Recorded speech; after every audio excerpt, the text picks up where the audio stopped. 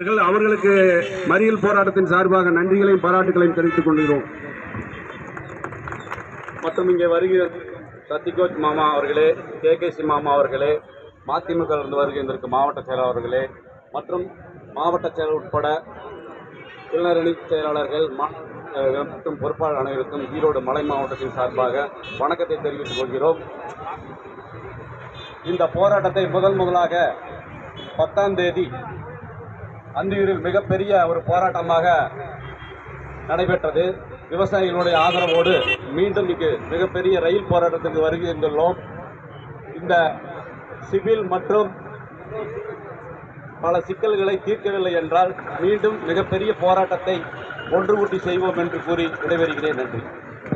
நம்மளோடு தொடர்ந்து தோழமை பாராட்டி கொண்டிருக்கின்ற தமிழக தொழிலாளர் கட்சியினுடைய தலைவர் மாகாளியப்பன் அவர்கள் இப்பொழுது கண்டன உரை ஆற்றுமாறு அன்போடு கேட்டுக்கொள்வோம்.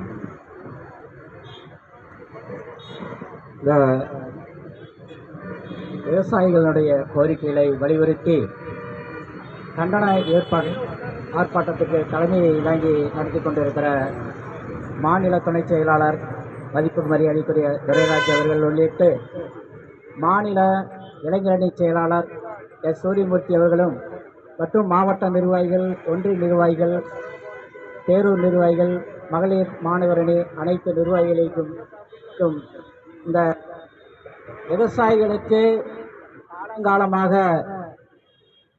அவர்களுடைய மழை காலங்களிலும் அல்லது வறட்சி காலங்களிலும் நஷ்டீடு ஏற்படுவது அல்லது விவசாயிகள் சரியாக விவசாயம் செய்ய முடியாத நிலையிலே அவங்களுக்கு அந்த விளை நிலங்கள் அவங்க போட்ட முதலீடு எடுக்க முடியாத ஒரு சூழ்நிலையில் அது இயற்கையாகவே நடக்கிறது. இது யாராலும் நடக்கிறதில்ல.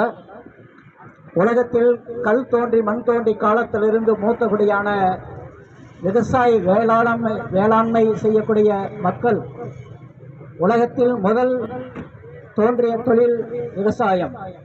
இன்னைக்கு நீங்க என்ன IAS IPS எந்த ஒரு அதிகாரி இருந்தாலும் சரி, முதலமைச்சராக இருந்தாலும் சரி, பிரதமராக இருந்தாலும் சரி, ஒவ்வொரு நாற்று பிடுங்கி நாற்று நட்டு களை எடுத்து உரம் விதைச்சு ஒருத்தர் அறுத்து கழுத்தை கொண்டு வந்து அதை நெல்லை பதனீடு பண்ணி அரிசி செய்து 100 பேருடைய உழைப்பு தான் ஒரு கவல் நம்ம சாப்பாடு நம்ம வட்டலுக்கு செய்கிறது.